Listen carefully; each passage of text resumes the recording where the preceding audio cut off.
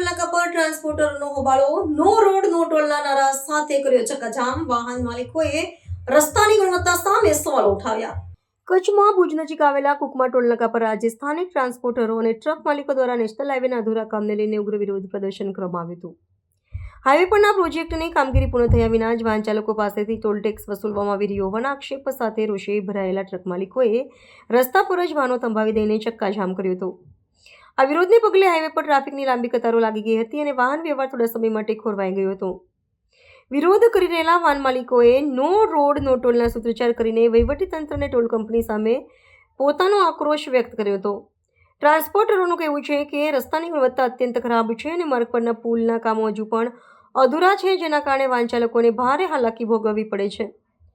સુવિધાના નામે મીંડું હોવા છતાં ટોલનાકા પર ફરજિયાત ટેક્સ ઉઘરાવવામાં આવતો હોવાથી વાહન ચાલકોમાં ભારે નારાજગી જોવા મળી રહી હતી. ઉલ્લેખનીય છે કે રસ્તાની નબળી કામગીરી અને અધૂરા પ્રોજેક્ટ બાબતે અગાઉ પણ અનેકવાર સંબંધિત અધિકારીઓને રજૂઆતો કરવામાં આવી હતી, પરંતુ કોઈ નક્કર પરિણામ ન આવતા આખરે ટ્રાન્સપોર્ટરોને આંદોલનનો માર્ગ અપનાવવો પડ્યો હતો. સ્થળ પર એકઠા થયેલા ટોળકાએ ચીમકી ઉચ્ચારી હતી કે જ્યાં સુધી રસ્તાનું કામ યોગ્ય રીતે પૂર્ણ કરવામાં નહીં આવે ત્યાં સુધી આ પ્રકારની ઉઘરાણી બંધ કરવી જોઈએ. બનાવની જાણ થતાં પોલીસ કાફલો ઘટના સ્થળે દોડી આવ્યો હતો અને સમજાવટથી મામલો થાળે પડવાના પ્રયાસો હાથ ધર્યા હતા.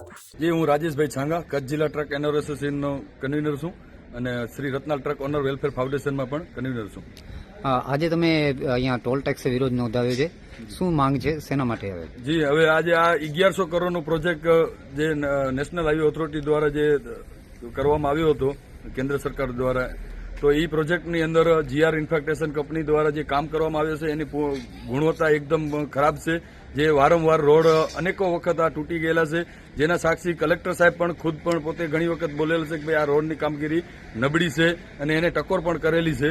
છતાં પણ અહીંયા લોટ પાણીને લાકડા ભેગા કરી અને જેમ તેમ અત્યારે વરસાદની સિઝન નથી એટલે ખાડા અત્યારે તાત્કાલિક પડવાની એની સંભાવના નથી, જેના કારણે એને અત્યારે એ મોસમ જોઈને ટોલ નાકો એને શરૂ કરી દેવામાં આવ્યો છે. પછી એકદમ ગેરવ્યાજબી છે. એનું કારણ છે કે હજી રોડનું કામ સંપૂર્ણપણે પૂર્ણ થયેલું નથી. 100% રોડનું કામ પૂરું થાય પછી જે ટોલ વસૂલવામાં આવે એવી અમારી માગણી લઈને અમે અહીંયા ટોલ બુથે આજે વિરોધ કરવા આવ્યા છીએ.